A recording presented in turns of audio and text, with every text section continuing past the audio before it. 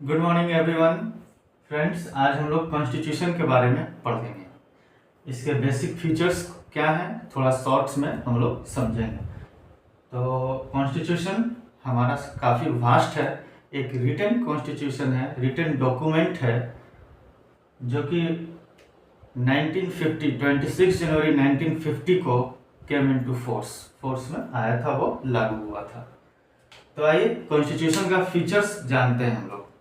वैसे मैं आपको बता दूं, सबसे पहले who is the father of constitution. आप सब जानते होंगे कौन है फादर ऑफ कॉन्स्टिट्यूशन। तो B.R. Ambedkar, doctor B.R. Ambedkar is the father of Indian constitution. तो फ्रेंड्स, फीचर्स के बारे में हम लोग जानते हैं। ज़्यादा लंबा ना करते हुए वीडियो को मैं शॉर्ट में बताना चाहता हूं, ताकि आप भी कम समय में चीज़ों को समझ पाएं।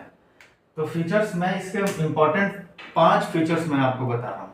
वैसे तो काफ़ी कुछ है इसमें, लेकिन जो इम्पोर्टेंट हैं, जो ज़्यादा महत्वपूर्ण है, उस 5 फीचर्स को मैं आपके सामने रख रहा हूँ। First one is federalism. Federalism, what is federalism? Federalism क्या होता है आप जानते होंगे। फेडरलिज्म उसे बोलते हैं जब पावर जो होता है वो डिस्ट्रीब्यूट है, पावर डिवाइडेड है। पावर क्या है? डिवाइड किया हुआ है। सेंटर में, भारत में पावर डिवाइड कहाँ है? एक पावर सेंटर लेवल पे है, सेंट्रल लेवल पे, दूसरा पावर स्टेट लेवल पे।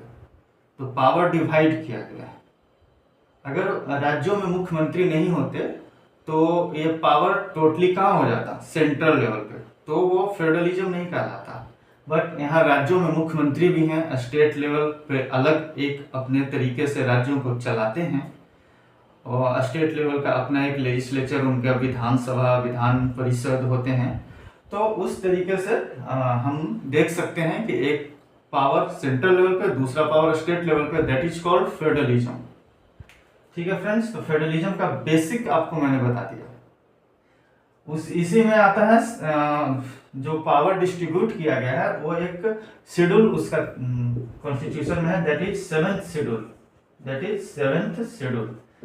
7th शेड्यूल में क्या है? कुछ पावर्स सेंट्रल लेवल को दिए गए हैं, कुछ पावर स्टेट लेवल को दिए गए हैं, और कुछ पावर ऐसे हैं जो कंकरेंट लिस्ट में रखे गए हैं। ठीक है ना? तो फ्रेंड्स, तो ये 7th शेड्यूल मैं अभी आपको शॉर्ट में बता रहा हूँ, ऐसे डीप में इसी फेडरलिज्म पे ही एक क्लास हो जाएंगे। तो ये 7th शेड्यूल के तहत आते हैं फेडरलिज्म, पावर का distribution.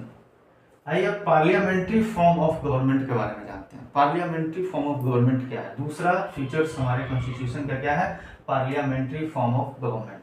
Parliamentary form of government British से लिया गया है। हाँ, फेडरलिज्म कहाँ से आया है? फेडरलिज्म कनाडा मॉडल को माना जाता है, but federalism American model, USA model को नहीं समझिएगा। यूएसए मॉडल का फेडरलिज्म थोड़ा डिफरेंट है इंडिया से। ये कनाडा मॉडल को फॉलो करते हैं हम लोग, और parliamentary form of government British model को फॉलो करते हैं। तो पार्लियामेंट्री फॉर्म ऑफ गवर्नमेंट ये है कि जो पीपल हैं, पीपल अपने रिप्रेजेंटेटिव्स चूज करते हैं, और वो पार्लियामेंट में रिप्रेजेंटेटिव्स बैठते हैं। तो रिप्रेजेंटेटिव्स के थ्रू रूल किया जाता है, कंट्री को चलाया जाता है। तो that is called parliamentary form of government. Parliamentary form of government में एक चीज और ये होता है कि ये इसमें जो कार्यपालिका होती है, कार्यपालिका एग्जीक्यूटिव जिसको बोलते हैं, कार्यपालिका executive is responsible to the legislature. वो लेजिस्लेचर के प्रति जिम्मेदार होते हैं, रेस्पॉन्सिबल होते हैं। That is called parliamentary form of government. Okay, next is separation of power.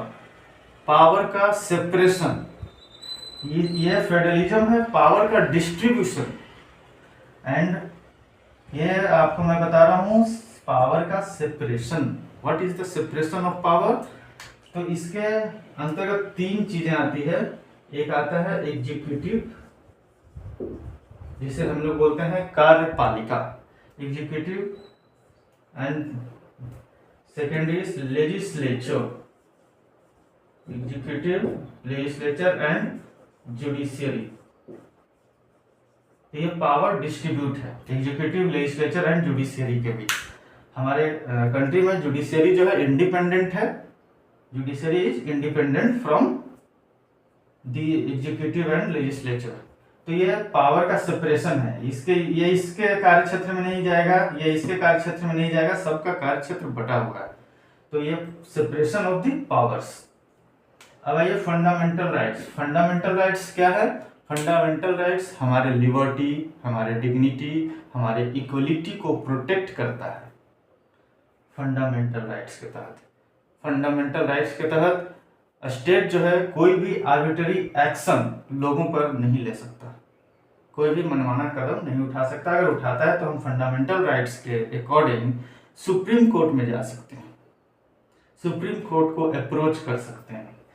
तो fundamental rights from article 12 to 35, 12 to 35, and the last one, last features of our constitution is secularism.